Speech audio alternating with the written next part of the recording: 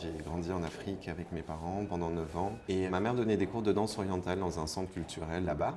Mes premiers pas d'initiation à la danse se sont faits donc à Djibouti, dans ce fameux centre culturel.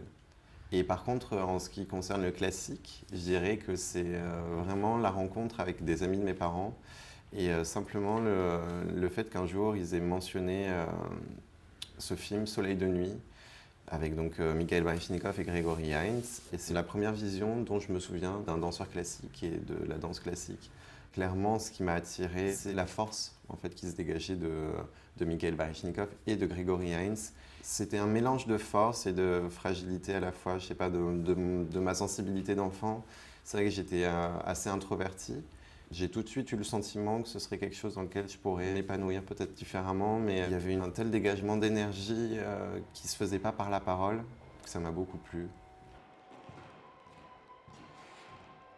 On est rentré donc de là-bas, j'avais 9 ans, et on a tout de suite atterri à Marseille.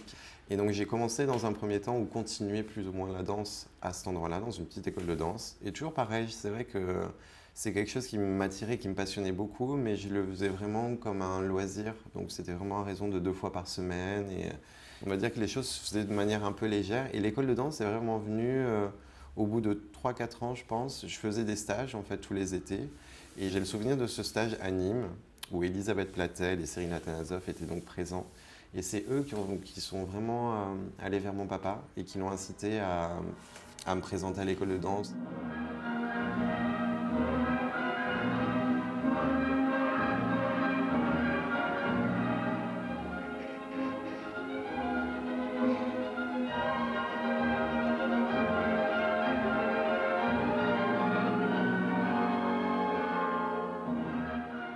J'arrivais à un âge limite, mais j'avais encore une possibilité qui était éventuellement de me présenter en tant qu'élève payant.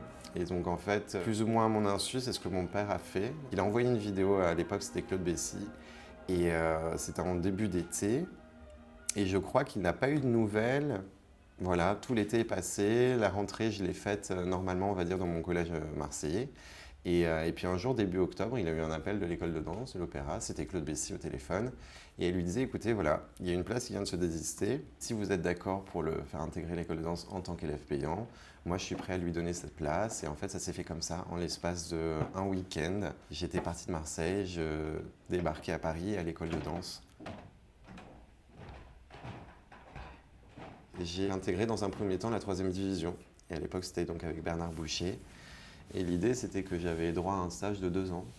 Et au bout de ces 2 ans, Claude Bessy prenait ou pas la décision de m'intégrer à l'école. La deuxième année, c'était donc en seconde division avec Jean-Yves Lormeau. Et à l'issue de cette année-là, Claude Bessy m'a convoqué, donc m'a intégré à l'école de danse. Et c'est vrai que ça restait toujours un petit point d'interrogation pour moi. J'avais jamais la certitude que j'y resterais jusqu'à ce moment-là, finalement, où j'ai pu faire plus ou moins ma première division tranquillement. Donc c'était avec Jacques Namon à l'époque. Ces 3 années qui ont beaucoup compté, j'en garde vraiment un bon souvenir. Il y avait une vraie cohésion de groupe et ça c'est vraiment ce qui m'a permis de faire de ces années de belles années.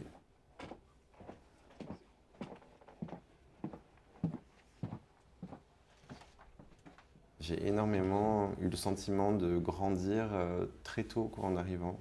Ça a été vraiment pour moi des années vraiment de bonheur, quoi. Toutes les années de corps de ballet, c'était des moments que j'appréciais énormément. L'intégration dans le corps de ballet de l'opéra s'est fait de manière très douce et j'étais très heureux d'être là.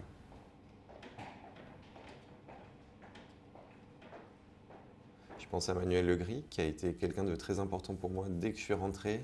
À l'époque, il avait un groupe de danseurs qui l'emmenait danser un petit peu en tournée dans le monde. Et ça, pour moi, ça a vraiment été des moments ultra enrichissants. Et c'est quelqu'un qui m'a énormément appris, quoi. Déjà, j'étais admiratif du danseur, mais je l'ai été encore plus du coach, quoi. Enfin, en tout cas, de la personne qui vraiment échangeait et partageait ça avec générosité, comme seul lui sait le faire.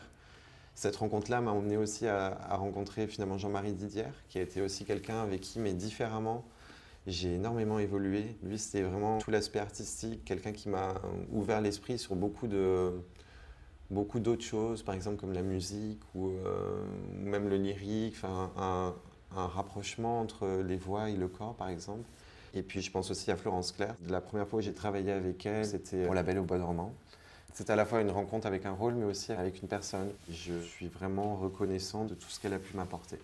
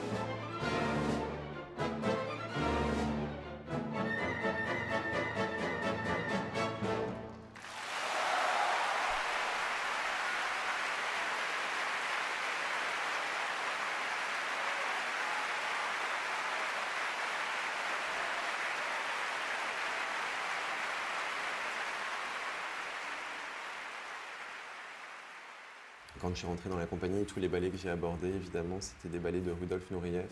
Je ne peux pas ne pas le citer lui. Clairement, c'est quelqu'un que j'admire énormément et je suis extrêmement fier de pouvoir continuer encore à danser et essayer de faire perdurer tout son répertoire à lui. Et c'est effectivement quelqu'un que j'aurais aimé rencontrer. Et je l'ai vu un petit peu sur les danseurs qui l'ont côtoyé. C'est vrai que ça reste une génération pour moi qui a vraiment excellé et qui nous inspire encore aujourd'hui.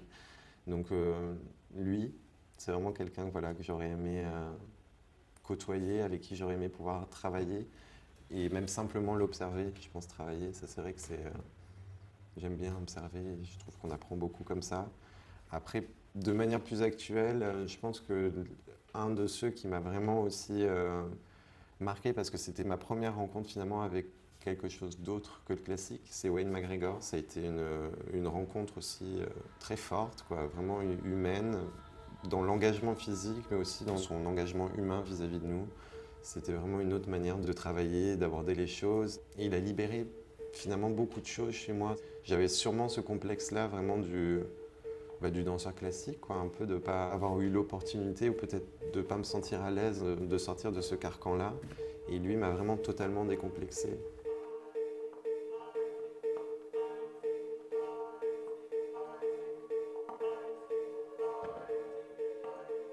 C'est vraiment un chorégraphe avec qui j'ai apprécié travailler et avec qui j'aimerais beaucoup travailler. Et puis également, si je peux en citer encore un autre, c'est Jerry Kilian. Voilà, ça c'est vrai que ces ballets à lui et cette personne-là me touche énormément et j'aimerais beaucoup pouvoir retravailler avec lui, ça c'est certain.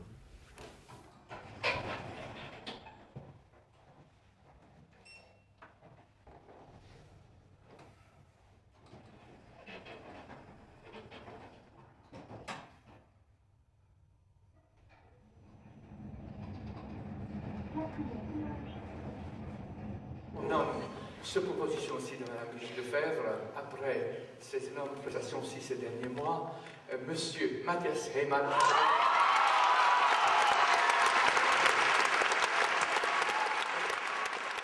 Si vraiment j'efface tout et que simplement, spontanément, on me demande ce que j'ai ressenti à ce moment-là, c'était vraiment de la stupéfaction. Vraiment, une espèce de surprise et paradoxalement à la fois comme un sentiment de commencement. Jusque-là, étant donné que j'ai été nommé à l'âge de 21 ans, les choses étaient allées très vite et je pense que malgré moi, j'ai même pas eu le temps finalement d'avoir ce genre de réflexion ou sur ce que ça pourrait représenter. Donc en fait, la nomination, c'était aussi une espèce de prise de conscience. Voilà, je pense que vraiment, si je pouvais un peu le synthétiser, c'était bon, ok. Donc maintenant, il va falloir y aller et puis il va falloir assumer. Mes parents étaient présents et voilà, je pense qu'il y a toujours dans ces moments-là, ou même si je pense à mon entrée dans le corps de ballet ou une espèce de reconnaissance aussi envers eux, de m'avoir soutenu et de m'avoir accompagné jusque-là, quoi. Donc c'était vraiment un mélange de beaucoup de sentiments. Et je dirais que le bonheur et le plaisir finalement de cet instant-là, ils viennent beaucoup plus tard. Sur le moment, c'est beaucoup de sentiments, mais qui sont presque trop forts pour pouvoir les apprécier. Donc il faut un certain temps et un certain recul pour juste prendre la chose telle qu'elle est, comme un cadeau en fait.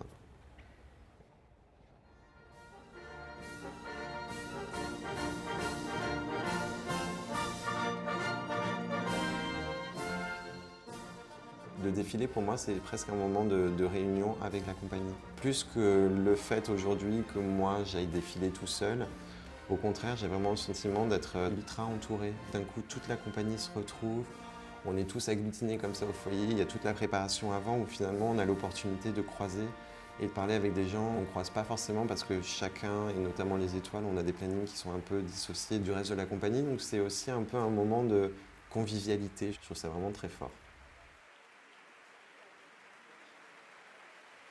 J'ai de plus en plus et de manière beaucoup plus concrète l'envie de fonder une famille. C'est quelque chose vraiment foncièrement et profondément, je le sens aujourd'hui, que si je ne fais pas, je regretterai toute ma vie.